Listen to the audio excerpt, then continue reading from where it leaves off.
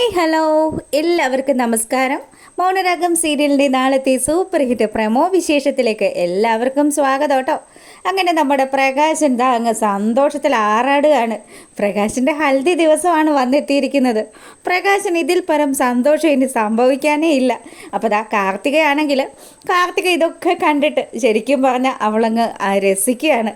പ്രകാശനും അതുപോലെ തന്നെ അമ്മയും വിക്രവും ഒക്കെ വെറും ഒരു കോമാളിയായി മാറുന്ന ആ ഒരു കാഴ്ച, എത്രയും സന്തോഷം തരുന്ന ഒരു കാഴ്ച നമ്മുടെ കാർത്തികയെ സംബന്ധിച്ചിടത്തോളം ഈ അടുത്ത കാലത്തെങ്ങും കിട്ടിയിട്ടേ ഇല്ല. അങ്ങനെ പ്രകാശിൻ്റെ ഹൽദി ആയതുകൊണ്ട് തന്നെ രാജപ്പനും അതുപോലെ തന്നെ നമ്മുടെ രാഹുലും ഒക്കെ നേരത്തെ തന്നെ അവിടെ എത്തിയിട്ടുണ്ട്. എല്ലാവരും കൂടി ചേർന്ന് അവിടെ അതങ്ങ് ആഘോഷമാക്കുക. അപ്പം മഞ്ഞൾ കല്യാണം ആയതുകൊണ്ട് തന്നെ മോനെ ഇങ്ങനെയൊക്കെ ആയാൽ എങ്ങനെയാടാ പറ്റുന്നത്? എല്ലാവരും കൂടി ഇതൊന്ന് അടിച്ചു പൊളിയാക്കണം. അതിന് വേണ്ടിയിട്ട് ചില സ്റ്റെപ്പുകളൊക്കെ ഞാൻ ഇട്ട് തരാമെന്നും പറഞ്ഞ് നമ്മുടെ മൂങ്ങാമുത്തശ്ശി അത്രയും ആൾക്കാരുടെ ഇടയിൽ നിന്നിട്ട് ഡാൻസിൻ്റെ സ്റ്റെപ്പ് ഇടുകയാണ്. അമ്മ ഈ വയസ്സാം കാലത്ത് ഇത് എന്താ ഈ കാണിച്ചു കൂട്ടുന്നതെന്നും പറഞ്ഞ് പ്രകാശൻ നമ്മുടെ മൂങ്ങിയെ കളിയാക്കുമ്പോഴത്തേക്കിനും ഒന്ന് പോടാ മോനെ, നിൻ്റെ ആദ്യത്തെ കല്യാണത്തിനും എനിക്ക് ഇങ്ങനെ ഒന്നും ചെയ്യാൻ പറ്റിയില്ല. പിന്നെ ഇതിപ്പോൾ നമ്മൾ എല്ലാവരും നല്ല സന്തോഷത്തിലിരിക്കുകയല്ലേടാ മോനെ. ഇപ്പം ട്രെൻഡൊക്കെ മാറിയില്ലേ, ഇപ്പം അങ്ങനെയൊന്നും ഇല്ല. ചെറുക്കൻ്റെ അമ്മയൊക്കെ ഡാൻസ് കളിക്കാനൊക്കെ ഉണ്ടാകും. ഈ സ്റ്റെപ്പ് ആ സ്റ്റെപ്പ് എന്നൊക്കെ പറഞ്ഞ് നമ്മുടെ മൂങ്ങി അങ്ങ് അരങ്ങേറുകയാണ്. അപ്പോൾ ഇതൊക്കെ കാണുമ്പോൾ വിക്രമാണെങ്കിൽ വിക്രത്തിൻ്റേതായിട്ടുള്ള ആ ഒരു സന്തോഷം, താൻ എന്തായാലും കോടീശ്വരനായിക്കൊണ്ടിരിക്കുകയാണല്ലോ. ഇപ്പം തന്നെ താൻ ആ ഒരു LK കൺസ്ട്രക്ഷൻ്റെ അതിൻ്റെ ഒരു MD ആണെങ്കിൽ ഇനി വരാൻ പോകുന്നത് നമ്മുടെ കല്യാണിയുടെ ആ ഫുഡ് പ്രോഡക്ട്സിൻ്റെ അതും കൂടി ലക്ഷ്മിയമ്മയിൽ നിന്ന് തട്ടിയെടുക്കാം എന്നുള്ള ദുരുദ്ദേശത്തോടു കൂടി തന്നെയാണ് നമ്മുടെ വിക്രം അവിടെ നിന്ന് ഇങ്ങനെ കളി കളിക്കുന്നത്. അപ്പോൾ എന്തായാലും അച്ഛനും മോനും കൂടെ കോടികളുടെ സ്വത്ത് അതും ഈ രാത്രി ഇരുട്ടി വെളുത്ത് കഴിയുമ്പം തങ്ങളുടെ കൈവശം വന്ന് ചേരുമല്ലോ എന്നുള്ള സന്തോഷം അങ്ങ് പങ്കുവയ്ക്കുക. അണ്ണന്മാരെ, നിങ്ങളെല്ലാവരും ഈ ഒരു ആഘോഷത്തിൽ കൂടണം കേട്ടോ.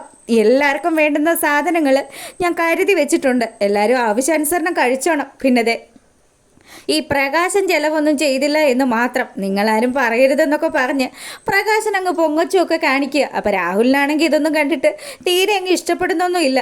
വയസ്സാം കാലത്ത് അവൻ്റെ ഒരു അറമാദിക്കൽ എന്നൊക്കെ പറഞ്ഞ് രാഹുൽ ഇങ്ങനെ പെറുപെറുത്തോണ്ട് നിൽക്കുക. അപ്പോൾ രാജപ്പനാണെങ്കിലോ, എൻ്റെ പ്രകാശ, നിൻ്റെ സമയമാണ് സമയം.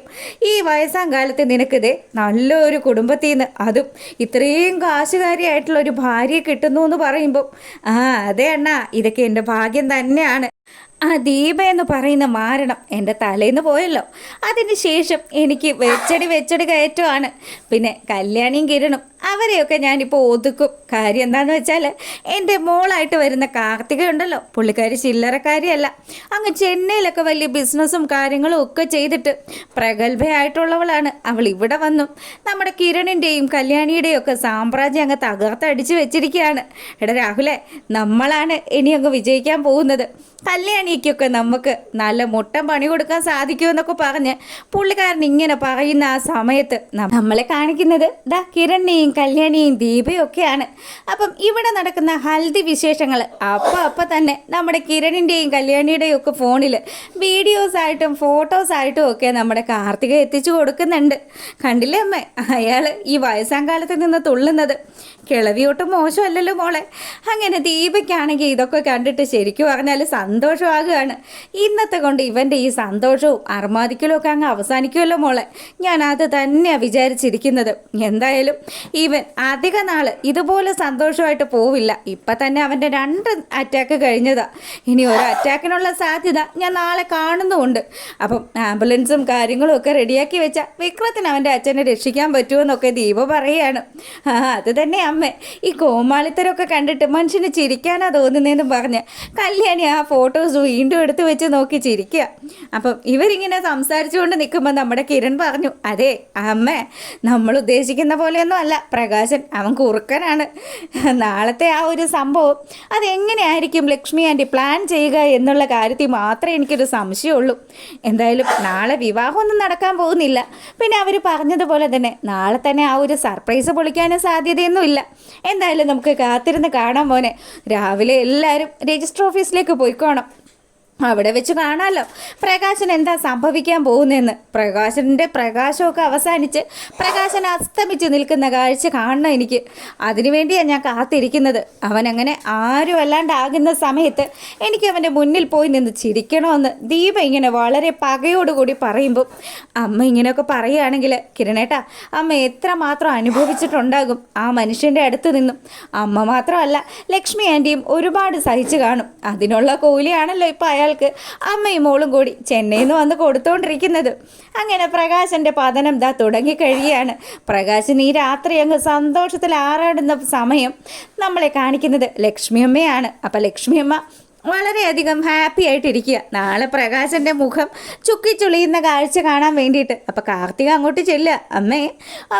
അമ്മ അങ്ങ് ചെന്നൈയിൽ നിന്ന് വരുന്നതാണെന്നും അമ്മയെ സ്വീകരിക്കാൻ ഞാൻ ഇന്ന് തന്നെ അവിടെ എത്തണമെന്നും ഒക്കെ പ്രകാശനോട് പറഞ്ഞിട്ടാണ് ഞാനിപ്പോൾ ഇറങ്ങിയിരിക്കുന്നത്. പിന്നെ പ്രകാശൻ ചോദിച്ചു, മോളെ കല്യാണ ദിവസം ആയതുകൊണ്ട് മോള് നാളെ തന്നെ എൻ്റെ കൂടെ വരില്ലേന്ന്. അപ്പോൾ ഞാൻ പറഞ്ഞിട്ടുണ്ട് എനിക്കിപ്പോൾ ഈ സമയത്ത് അച്ഛനോടൊപ്പം വരാൻ പറ്റില്ലെന്ന്. ഇത്തവണ ഞാൻ എൻ്റെ അമ്മയുടെ കൂടെ ആയിരിക്കും വരുന്നത്. പെണ്ണും വീട്ടിൽ നിന്നും ആരെങ്കിലുമൊക്കെ വേണമല്ലോ. അങ്ങനെ ഞാൻ അമ്മയുടെ ഒപ്പം വരും. അമ്മയെ അതീവ സുന്ദരിയാക്കി ഒരുക്കി ഇറക്കുന്നത് ഞാനായിരിക്കുമെന്നും 350 പൗണ്ട് സ്വർണ്ണമൊക്കെ അണിഞ്ഞായിരിക്കും അമ്മ വരുന്നതൊക്കെ ഞാൻ 2 പേരോടും പറഞ്ഞ് ധരിപ്പിച്ചിട്ടുണ്ട്. ഇതൊക്കെ പ്രതീക്ഷിച്ച് അയാൾ ആ രജിസ്റ്റർ ഓഫീസിൽ വന്ന് നിൽക്കട്ടെ. അപ്പോഴാണ് നമ്മൾ പ്ലാൻ ചെയ്തിരിക്കുന്ന ആ കാര്യം നടപ്പാക്കുന്നത്. അമ്മേ, എല്ലാം സെറ്റല്ലേ? എല്ലാം സെറ്റാ മോളെ. നാളെ നമുക്ക് കാണാം. അവൻ നിന്ന് നാണം കെടുന്ന കാഴ്ചയെന്നൊക്കെ പറഞ്ഞ് നമ്മുടെ ലക്ഷ്മി വളരെയധികം സന്തോഷത്തിൽ നിൽക്കുക.